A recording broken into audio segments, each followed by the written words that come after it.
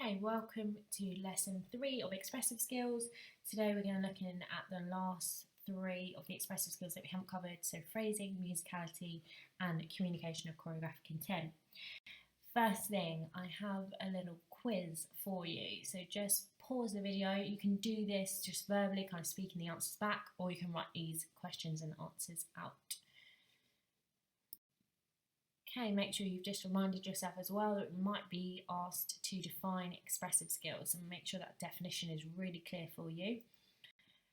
And should kind of understand where these expressive skills are going to fit into the exam, how you're going to be asked about them, so we know that we could be asked to define it, describe it, improve it, or think about the importance of it. Okay, phrasing. So defining it, the way in which the energy is distributed in the execution of a movement phrase. Now this is quite a difficult one to understand, and it's even more difficult that I can't do a practical example for you. But thinking of phrasing, so you can have a simple movement phrase performed at a slow rhythm or a beat. So like this beat, for example. But the phrasing, the way that energy is distributed, so it could be that you have kind of a quick element to the energy that is sent through the phrase, and the description one might help you with that. So performing kind of a sharp turn into a slow kick out of it, okay? So that's going to show where the energy, where those peaks are in the movement phrase. Hopefully that is really clear. And I will try to get like a movement example to you as well. So how do we improve phrasing? So practicing with a range of dynamics. So phrasing really closely links with kind of your dynamic variety and range. So practicing using a variety of dynamics will make the phrasing in the movement phrase really clear. Repetition, of course, like practicing over and over again where the energy is distributed in the phrase, will help you as well. The importance of it, so it is to enhance the choreography, to make the choreography better and originally how it was intended. To add excitement, you could also link this to musicality, to make the musicality really clear in the dance. Feel free to pause and add to any of these lists. Okay, so musicality. Definition, the ability to make the unique qualities of the accompaniment evident in performance. Okay, so that's your job as a dancer, to hear these unique qualities in the music and show that through your movement. So an example could be performing 3 single sharp poses on 3 different drum beats. So you could imagine that in your brain. That is really clear that the unique qualities of the accompaniment are evident in the dancer's movement and performance. Okay, any examples that are super clear like that one would be acceptable. How do we improve musicality? So you could choose to listen to the music, kind of unpick the layers in the music, understand the music even further. Also, you could add to this list kind of recording yourself, videoing yourself, and seeing where you're not quite making the unique qualities clear to the audience.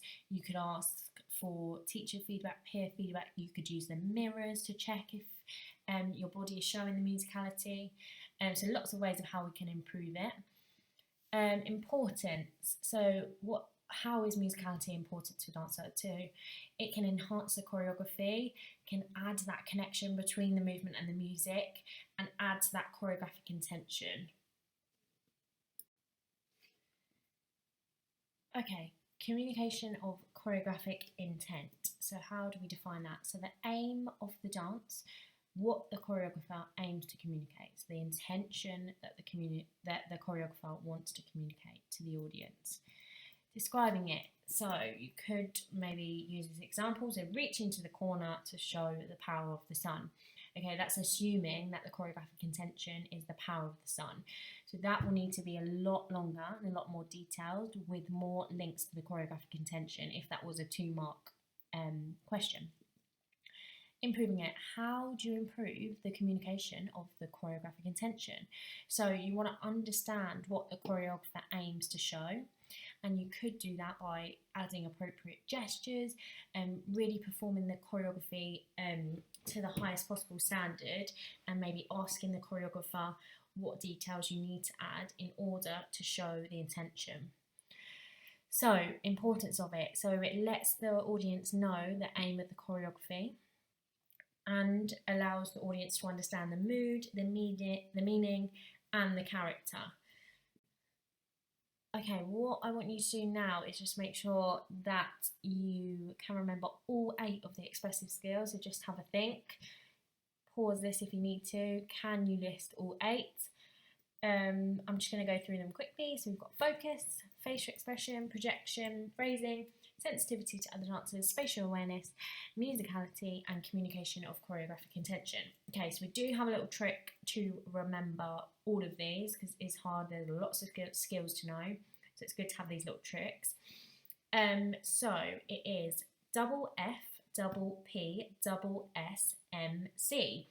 So as you can see there, the first letter of each of them kind of follows that pattern. And if you're in exam, for example, you're like expressive skills, okay, double F, double P, double S, M, C. You can write those out, those letters at the top, and that will trigger and remind you of all of these expressive skills.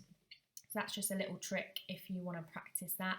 If you have another way, if you want to pair them up or you think about them differently, go for it. Just get a little trick in your brain that's going to allow you to remember all of these expressive skills.